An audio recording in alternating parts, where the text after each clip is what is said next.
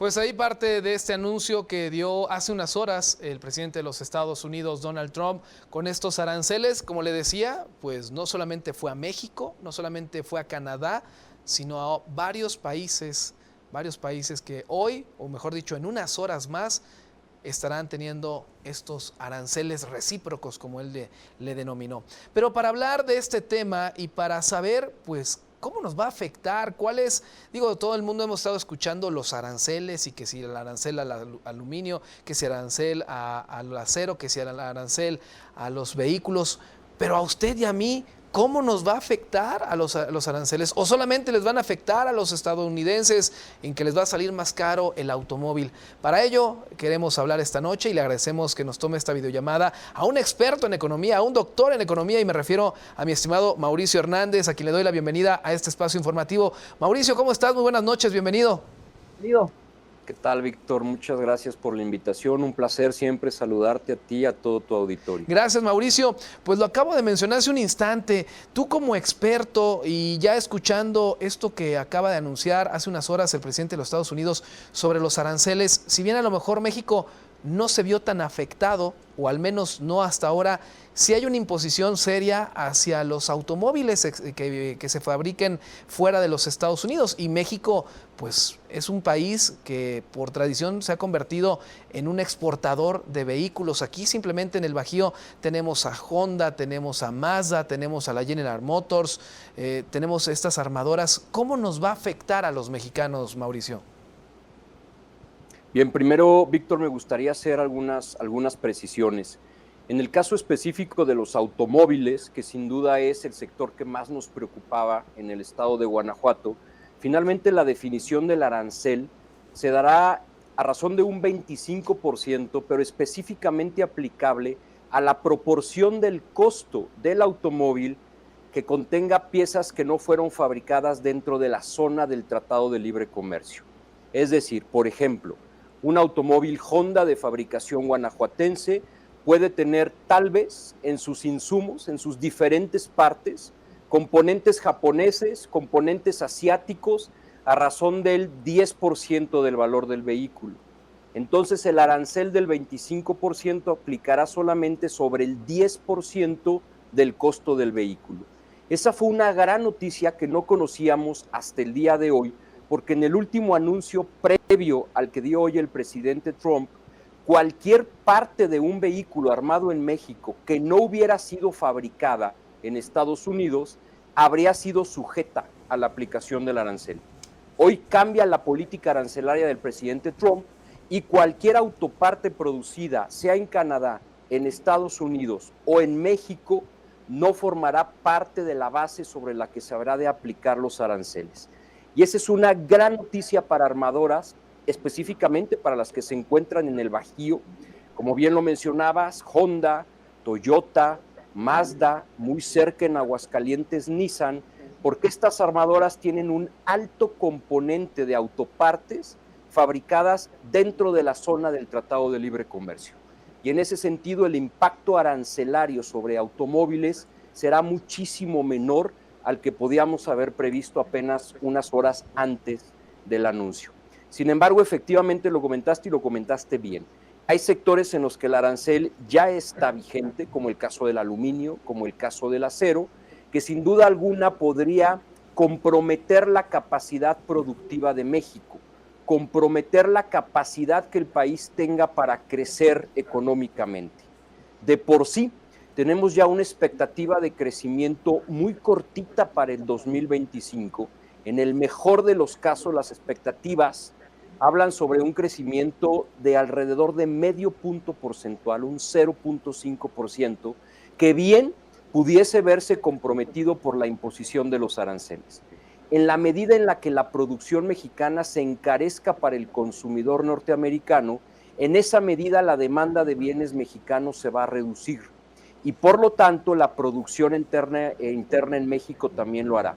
Si en el país vamos a producir menos por efecto de los aranceles, ello pudiera comprometer la creación de empleos por un lado y por otro lado los ingresos de las y los trabajadores en México.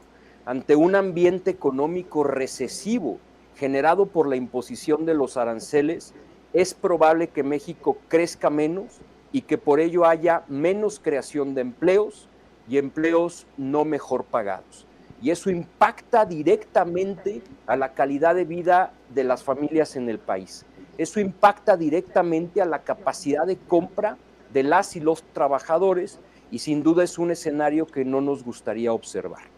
Por otro lado, Víctor, es cierto que con esta imposición de aranceles compensatorios o aranceles recíprocos frente a economías asiáticas, es probable también que algunos productos mexicanos sean más competitivos en el mercado norteamericano.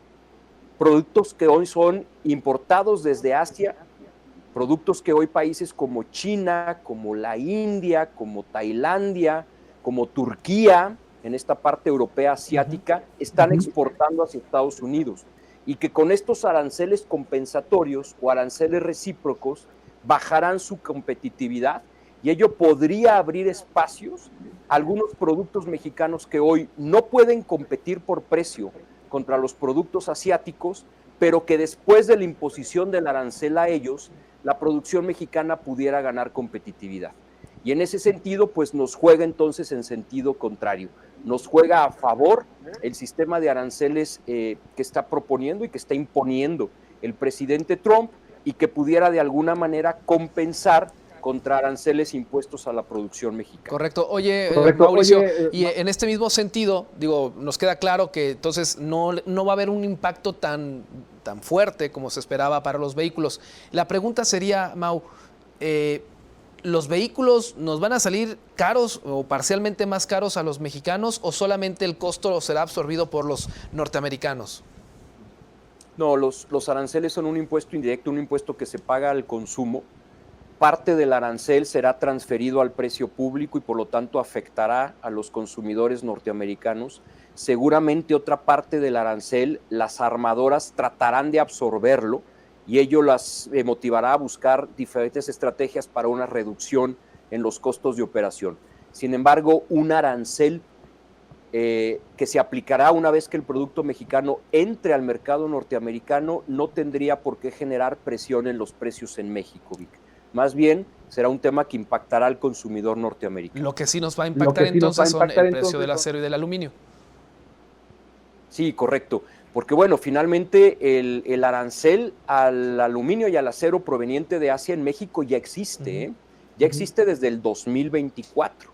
Y entonces en ese sentido el país ya absorbió los efectos que México decidió cuando impuso este arancel al acero asiático. Finalmente México ya está importando acero sobre el que ya se está imponiendo un arancel y el impacto en el sistema de precios pues pudiese ya haberse absorbido en el 2024. Oye, Mauricio, y entonces toda esta revolución prácticamente que acaba de hacer el día de hoy el señor Donald Trump, ¿cómo visualizas el Tratado de Libre Comercio que se estaría pues revisando, si no es que rehaciendo ahora en el próximo año, en 2026? Esta imposición de aranceles y que incluso algunos expertos decían también que está violando el Tratado de Libre Comercio, ¿cómo es que puede afectar o cómo se verá afectado en nuestro país? ¿Crees que realmente sea una renegociación o solamente una adaptación, Mau? No, me parece que será una revisión profunda.